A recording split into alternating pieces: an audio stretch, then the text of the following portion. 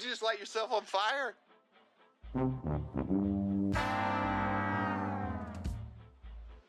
There we go, finally. She's gonna save us. He's on fire. He had to mute himself real quick while he puts off his pants. Yeah, that's it, chat. Now it's the Kirsha Show. This world going up in flames, and nobody wanna take the blame. Hi, I'm Terminally Online, and I wanted to have a bit of a palate cleanser, so here we are. This is supposed to come out last week, or this week, or... Okay, look, to be honest, I was doing a little something that was a bit experimental on the side, and at the same time, I was losing track of what was supposed to come out last week and then this week and further on, and it ended up just all coming crashing down around me. Plus, IRL shit kept me on my toes. So I decided that at the end of the day to just make like a clean slate and combine some video topics that were not exactly pressing, but things that I still found funny but were too small for longer form videos, but I still want to talk about them. So yeah, I decided to cobble this together and make a video to hopefully make up for the other one while also simultaneously working on the prior video that I was supposed to release last week. And here we are. Shit I found funny this week. First up, we got what was originally supposed to be Hollywood is turning Japanese. I wanted to do this topic since I saw this and well, I couldn't resist. A few months ago, I saw this image, and I almost fell out of my chair laughing. This had to be a meme. And then I saw more and more and more, and then I decided to look way more into it. And my damn, this is real. So yeah, let's take a look. Hotties is an upcoming action-heavy animated series created by Megan Thee Stallion in collaboration with the Boondocks producer Carl Jones. Dude, this seems like something the Boondocks would have been ripping on, or as a side gag for Huey to fight while Granddad has a plot with a somehow resurrected Luna the Killer Kung Fu Wolf bitch, which was a riff off Bloodsport and Mortal Kombat.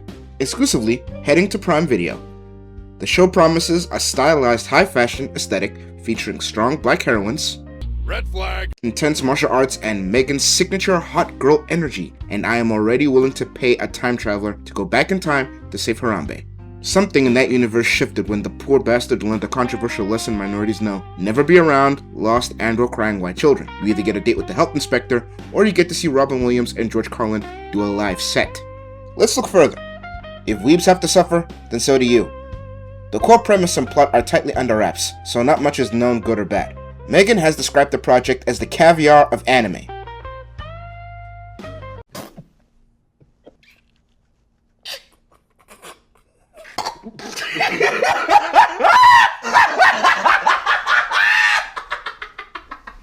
Caviar of anime. Yeah, and her time at She-Hulk was the caviar of comic book television. Fans can expect action and war, specifically heavy combat, ass whooping. Wouldn't that be involved in the heavy combat? My parking spot, man. It's the 5th time this week. Move your car. Okay, lesson number 3. Nowhere in this situation, your reaction may be like this. Hey, buddy, I'm sorry. I didn't know it's your space. Please forgive me. I'm Asian. But in Ebonics, always remember, you are never wrong, even when you are wrong. What does this Asian bullshit got to do with you parking in my parking spot, Mr. Choi? Go fold up your Fiat and move it out my parking spot. Hold on, sir. Hold on. You wanna come in my classroom over some punk ass parking space? Homie, you don't know me like that. Man, I'll whoop your ass. Class! Man, I'll whoop your ass. Good. And deep character development interwoven with dramatic storylines. Now, I don't mind eating crow and would shout it out if it's good, but madam, I have seen your current catalog of artistic creations, and beyond needing to go to church to beg for forgiveness for all of the nastiness I have seen, I need to ask for your biggest pardon. Nah, OC, forgive me, but I am not seeing deep here. I can almost hear you watching at home getting ready for a deep crevice joke, but I gotta say, YouTube will kill me if I make them, so please drop them in the comments. I need a good laugh after reading this. Or dramatic or even character. True, the music industry isn't exactly the place for role models and decency, just ask Pac. So, I can understand out-holing yourself for relevancy there, but come on. I can't be the only one who rolled their eyes at this with the same energy of hearing those who claim Mando and Grogu was going to be a success. The thought of this being deep makes me want to spill my sanity on the floor like it's a Gundam does. Speaking of Mando and Grogu, wonder how that's going.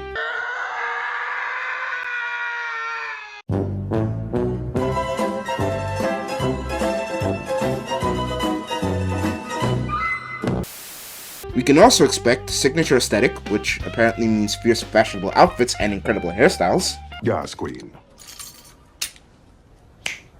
Girl, baby, you know it. We're gonna have curls, weaves, made out of that good Indian hair. It will be to die for in my craft. Oh, and the fits better be on fleek, or we're gonna ride on Freddie Mercury's flamboyant heavenly grave. Nothing else than Gojo Zesty Aura. And of course, empowerment, because that's what the anime community wants right now. I'm sure after recent, let's call them fandom discourse, weebs are desperate for more Western social activist wishes like empowerment. How does it feel to have lived long enough to see all of your favorite franchises go down in flames? I watch universes freeze and creations burn. I have seen things you wouldn't believe. I have lost things you will never understand. And I know things, secrets that must never be told, knowledge that must never be spoken. No-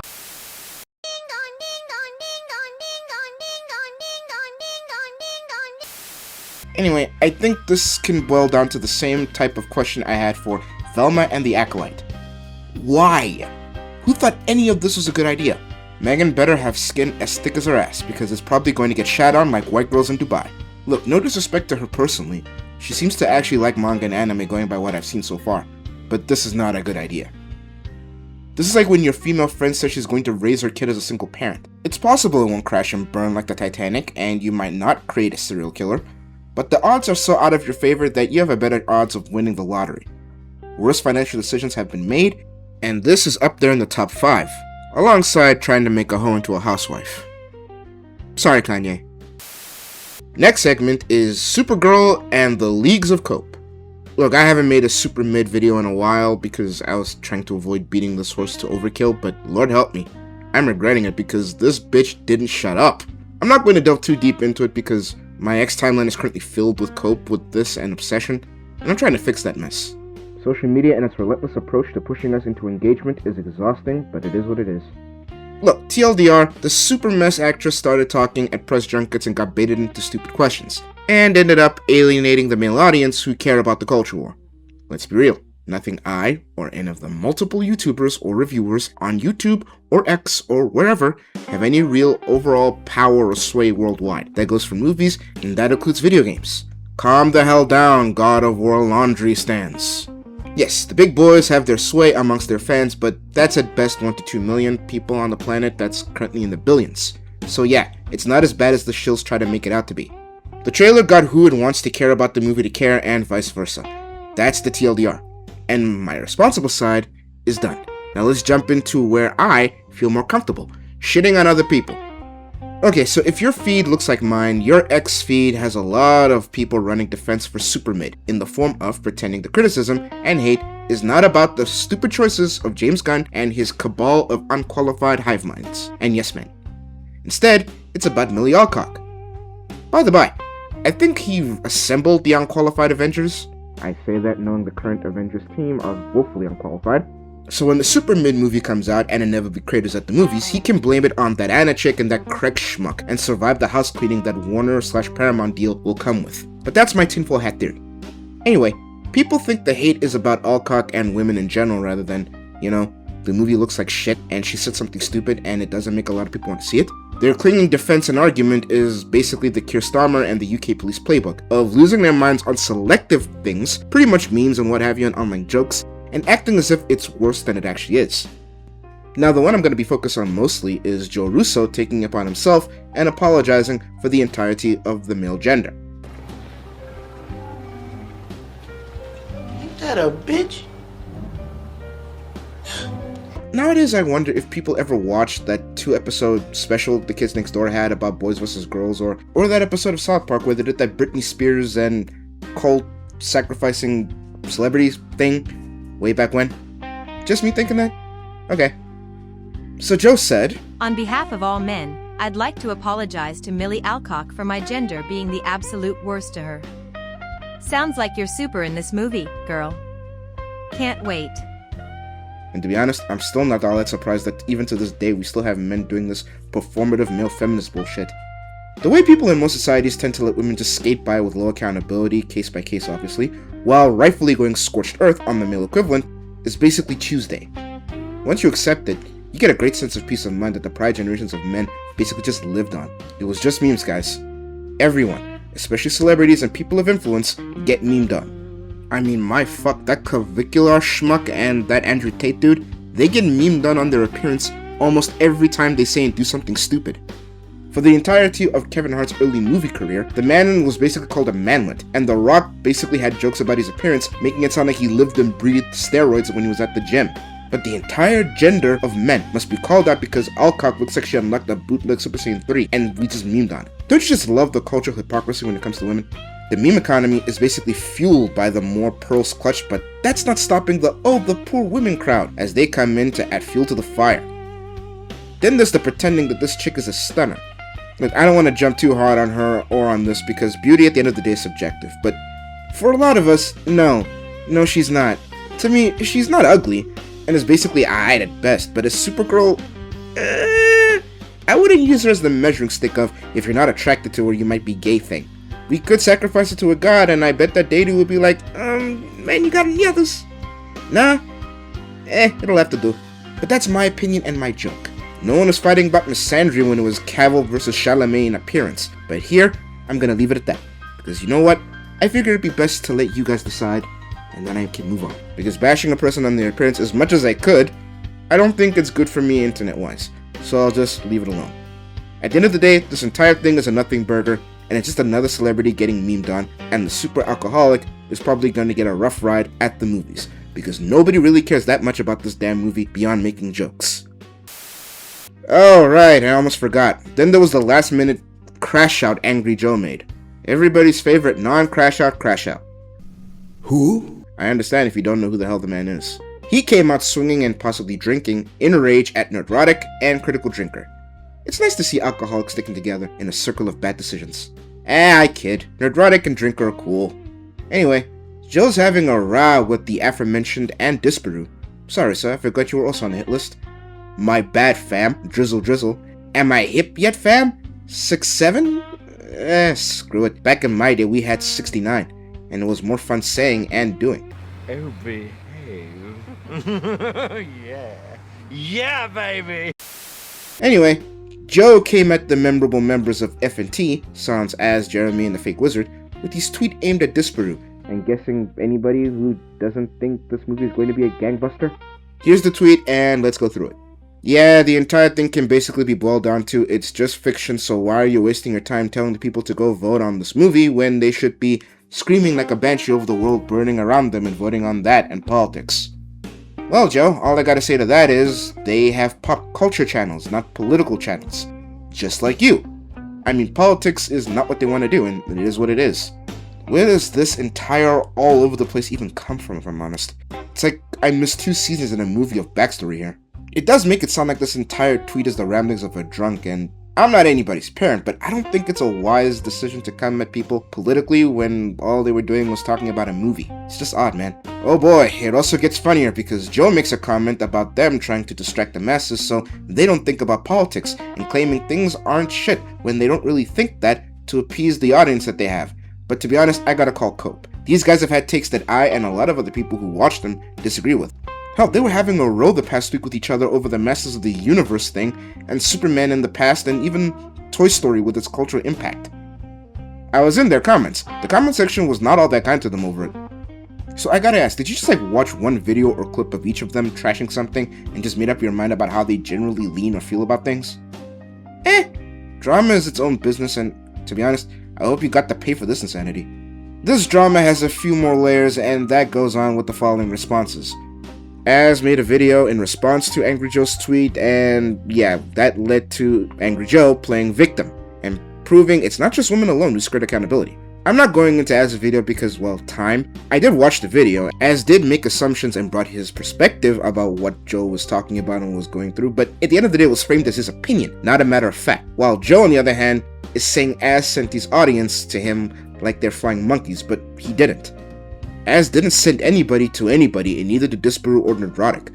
But here we are, ladies and gentlemen. Projection, thy name is Joe. Next, he tried to act like he won with a victory lap because Nerdrotic also responded to him after Ass came at him. And you know what? Honestly, I'm starting to think this is just outrage cloud farming, because he seems way too excited that Nerdrotic and others with following decided to respond to him, and now wants Critical Drinker to do the same thing, and man, I smell desperation here.